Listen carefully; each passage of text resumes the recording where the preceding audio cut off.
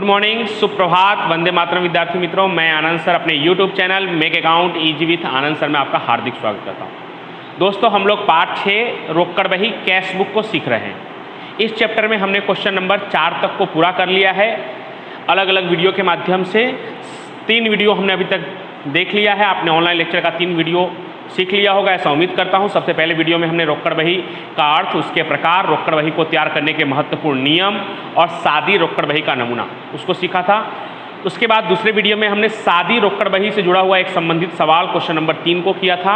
Next video में, last video में हमने रोकड़ और बट्टा खाने वाली रोकड़ बही को किया था। और आज हम वैसा ही सेम टू सेम बैंक और बट्टा खाने वाली रोकड़ बही सीखेंगे, यानी क्वेश्चन नंबर 7 सीखेंगे। बीच में 5 और 6 छुड़वा रहा हूँ, यानी पहले 7वां करवाने के बाद 5वां और 6ठा मैं आपको करवाऊँगा, क्योंकि 7वां जो है वो चौथे की तरह सेम टू सेम है। जिस तरह से रोकड़ और बट्टा था, उसी तरह से बैंक और बट्टा वाला भी रोकड़ बही होता है। तो आज हम लोग क्वेश्चन नंबर 7 करने वाले हैं दोस्तों।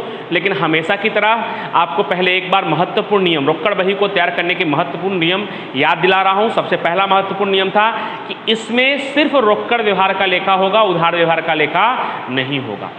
दूसरा महत्वपूर्ण नियम था दोस्तों कि संपत्ति के भी रोकड़ खरीदी बिक्री का लेखा होगा। माल का तो होगा ही, संपत्ति के भी रोकड़ खरीदी बिक्री हुई होगी तो उसका भी लेखा होगा। तीसरा, यदि किसी व्यवहार में अंशतः रकम चुकाया मिला होगा, यानी जितना रकम चुकाया होगा या जितना रकम मिला होगा उतनी ही रकम से लेखा होगा।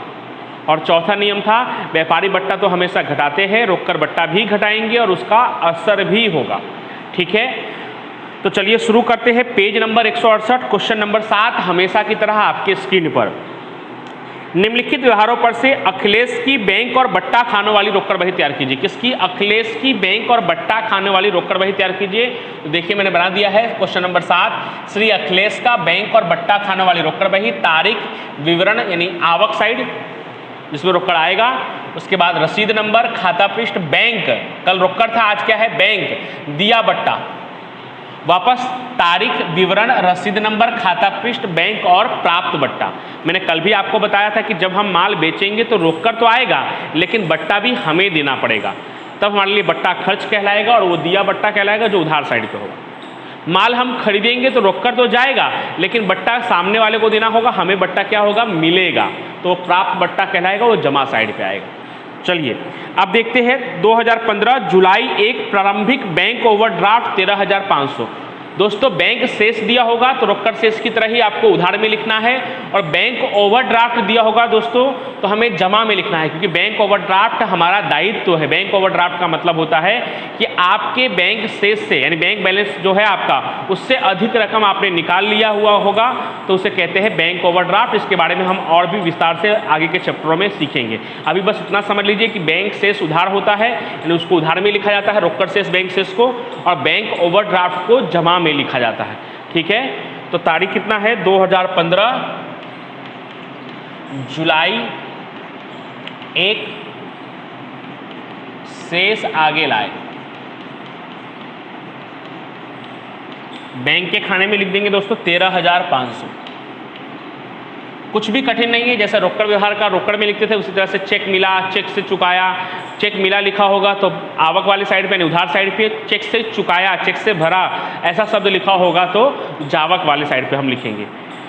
2 तारीख प्रेमल को 5,000 का माल बेचा, मतलब ये पक्का हो गया कि आवक वाली साइड पे आएगा, जिसके बदले में उसने पूर्ण हिसाब में 4,950 का चेक दिया जो हमने बैंक में भर दिया।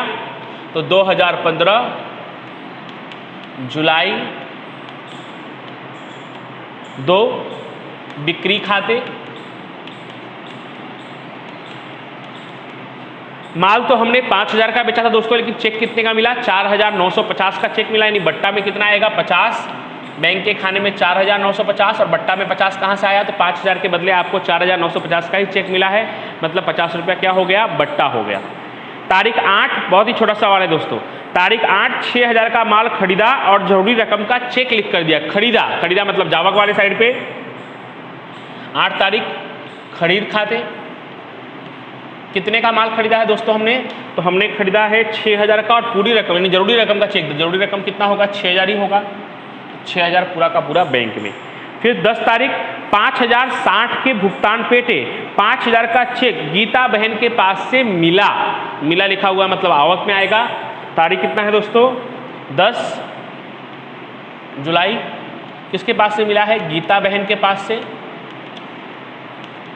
लेकिन कितने के बदले कितना मिला है? तो 5060 के बदले 5000 का चेक मिला है। तो बैंक के खाने में 5000 आएगा और बट्टा के खाने में कितना आएगा दोस्तों? 60, क्योंकि 5060 के बदले कितना मिला है? 5000। आप आसानी से समझ जा रहे होंगे। उसके बाद 15 तारीख 7015 के दायित्व यानी कर्ज 7015 के दायित्व के सामने 7000 का चेक हिसाब पूर्ण करने में आराधना को दिया। यानी किसने दिया? हमने दिया। दिया मतलब क्या होगा? जावक। तारीख कितना है? 15 जुलाई। आराधना खाते कितने के बदले हमने कितने का चेक दिया? तो इस बार हमें भी फायदा हुआ है थोड़ा। 7015 के बदले हमने 7000 का चेक दिया है चुकते हिसाब में। बैंक में आएगा 7000 और बट्टा में आएगा 15 रुपया। उसके बाद तारीख 20 काजोल को 16000 का माल बेचा, बदले में जरूरी रकम का चेक मिला जो बैंक में भरा। मिला है आवक। तारीख 20 बिक्री खाते किसके पास से मिला है? याद रखिएगा, काजोल के पास से मिला है। कितने का चेक मिला है? तो 16000 का, बट्टा में डैश। तारीख 25 2000 रोककर बैंक में भरे। ये ऐसे तो जमा खर्ची व्यवहार होगा जब रोकड़ और बैंक खाने वाला बनेगा, इसलिए मैंने अभी रोकड़ बैंक नहीं बनाया है कि आपका एक ऑनलाइन लेक्चर लूंगा जिसमें जमा खर्ची व्यवहार क्या होता है वो कल मैं आपको समझाऊंगा, और फिर उसके बाद हम रोकड़ और बैंक खाने वाली रोकड़ बही का लेखा करेंगे। ऐसे आपको शॉर्ट में बता दूं, जमा खर्ची का मतलब होता है जिसका लेखा दोनों पक्षों में होता हो, लेकिन कब? जब रोकड़ और बैंक खाने वाला बनेगा तब। क्योंकि अगर 2000 रोकड़ बैंक में भरेंगे दोस्तों तो क्या होगा? रोकड़ जाएगा और बैंक में पैसा आएगा। हमारे पास से रोकड़ जाएगा और बैंक में पैसा आएगा, यानी जाता भी है और आता भी है। लेकिन ऐसा कब होगा? जब रोकड़ और बैंक दोनों खाना होगा तब। आज तो हमारे पास सिर्फ बैंक खाना है, रोकड़ खाना है ही नहीं। यानी रोकड़ जाएगा तो रोकड़ का कॉलम ही नहीं है। लेकिन जब रोकड़ और बैंक खाने वाली रोकड़ बही होगा, जो मैंने बीच में क्वेश्चन छुड़वाया है आपको 5वां और 6ठा, उसमें है, तब ये जमा खर्ची व्यवहार कहलाएगा और उसका लेखा दोनों तरफ होगा, जिसके बारे में हम कल चर्चा करेंगे। अभी फिलहाल फिर से देखते हैं। 2000 रोकड़ बैंक में भरेंगे तो क्या होगा? रोकड़ जाएगा तो रोकड़ का तो कॉलम ही नहीं है, तो कोई दिक्कत नहीं। और कहाँ पैसा आएगा? बैंक में पैसा आएगा। आएगा मतलब आवक। तारीख कितना? 25 रोकड़ खाते कितना आएगा? रोकड़ बैंक में कितना आएगा? तो 2000 भरा है तो 2000 बैंक बैलेंस बढ़ जाएगा आपका। और लास्ट 29 तारीख काजोल ने दिया चेक अस्वीकार हुआ। अस्वीकार हुआ तो पहले जो एंट्री हुई थी उसकी ठीक क्रॉस एंट्री, ठीक उल्टी एंट्री। पहले ने काजोल ने दिया था तो हमने आवक में लिखा था बिक्री खाते, ये रहा काजोल वाला। मैं यहाँ नाम लिख दे रहा हूँ आपको समझाने के लिए, बाकी नाम लिखना इतना कोई कंपलसरी जरूरी नहीं है, लेकिन आपको याद दिलाने के लिए काजोल का चेक कौन सा था? 20 तारीख वाला था। या 20 तारीख वाला व्यवहार में फिर से पढ़ दे रहा हूँ। काजोल को 16000 का माल बेचा था, बदले में जरूरी रकम का चेक मिला जो हमने बैंक में भर दिया। बैंक में भर दिया मतलब बैंक में डालकर आ गए। चेक तुरंत नहीं, खाते में बैलेंस नहीं आता है, चेक में समय लगता है।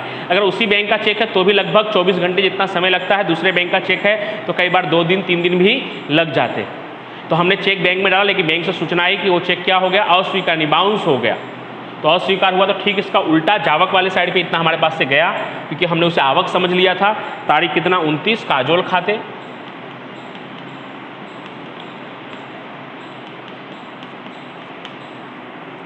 कितने का चेक अस्वीकार हुआ था? तो उसने कितने का चेक दिया था दोस्तों? 16000 का चेक दिया था, पूरा का पूरा अस्वीकार हो गया तो 16000 पूरा लिख देंगे। अब हम चेक करेंगे, बैंक वाले में फिक्स नहीं होता, रोकड़ वाले में दोस्तों फिक्स होता है कि उधार का ही ज़्यादा आएगा और जमा का ही कम आएगा। लेकिन बैंक वाले में फिक्स नहीं होता। ऐसे भी शेष इधर दिया हुआ है तो चांसेस इधर के ज़्यादा आने के हैं। फिर भी आपका फर्ज बनता है कि आपको चेक करना है, एक बार कैलकुलेटर पे चेक कर लेना है।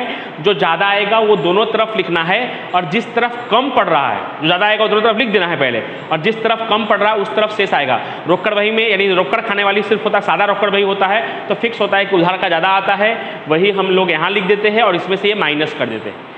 लेकिन जब बैंक भी जुड़ा हुआ हो, बैंक का खाने वाला हो, तो फिक्स नहीं होता, आपको चेक करना पड़ेगा। जमा का भी ज़्यादा हो सकता है और उधार का भी ज़्यादा हो सकता है। अगर जमा का ज़्यादा होगा तो वही हम लोग यहाँ लिखेंगे और यहाँ पे घटाएंगे और शेष आगे ले गए लिखेंगे, जिसे हम ओवरड्राफ्ट कहेंगे। उस तरफ आएगा तो बैंक शेष कहलाएगा, इस तरफ आएगा तो ओवरड्राफ्ट कहलाएगा। फिर अभी उधार में आया तो अगले साल अगले महीने में वो जमा में जाएगा, क्रॉस एंट्री होती है दोस्तों। तो चलिए हम बंद कर देते हैं। तो चेक करेंगे तो आपका जमा का ही ज़्यादा आएगा दोस्तों, 42500। पहले मैं बट्टा का बंद कर दे रहा हूँ क्योंकि बट्टा का नॉर्मली शेष नहीं निकालना होता। तो बट्टा इस तरफ तो खाली 15 है, यानी प्राप्त बट्टा 15 पीछे आंसर मिलेगा और 110 दिया बट्टा 110। अब चेक करेंगे तो जमा का योग ज़्यादा आ रहा है तो पहले वो कर लेते हैं। 13 और 6 19, 19 और 7 26, 26 6 32 42, 42,500। अब ये ज़्यादा हो रहा है तो यही 42,500 आपको यहाँ भी लिखना है और 42,500 में से माइनस करेंगे तो जुलाई में लास्ट तारीख 31 आता है। नियम होता है कि शेष निकालते समय हमें अंतिम तारीख लिखना होता है। तो अगर आपको याद ना रहे कि 30 होता है कि 31 होता है, आप 30 भी लिख सकते हैं, कोई दिक्कत नहीं। अगर याद करके लिखेंगे तो बहुत अच्छी बात है। शेष आगे ले गए क्वेश्चन मार्क। तो 42,500 में से ये सब क्या कर देना है दोस्तों, माइनस कर देना है। तो कितना हो रहा है 16 और 2 18, 18 और 5 23, 23 और 5 28,000 में 50 कम, यानी 27,950 हो रहा है। तो 42,500 में से 27,950 माइनस करेंगे तो 14,550 ये शेष आगे ले गए कहलाएगा। जो अभी उधार में है अगले महीने में यही जमा में कहलाएगा, यानी पीछे देखेंगे तो यही कहलाएगा बैंक ओवरड्राफ्ट, BOD। ठीक है। तो दोस्तों ये जो है आपके स्क्रीन पर दिखाई दे रहा है ये क्वेश्चन नंबर 7 बैंक और बट्टा खाने वाली रोकड़ बही है और आपको इसके जैसा ही उदाहरण नंबर 5 करना है, वो भी बैंक और बट्टा खाने वाली है। आपकी स्क्रीन पर आपको दिखाई देगा यस। तो ये आपको उदाहरण नंबर 5 होमवर्क के रूप में करना है। Thank you so much.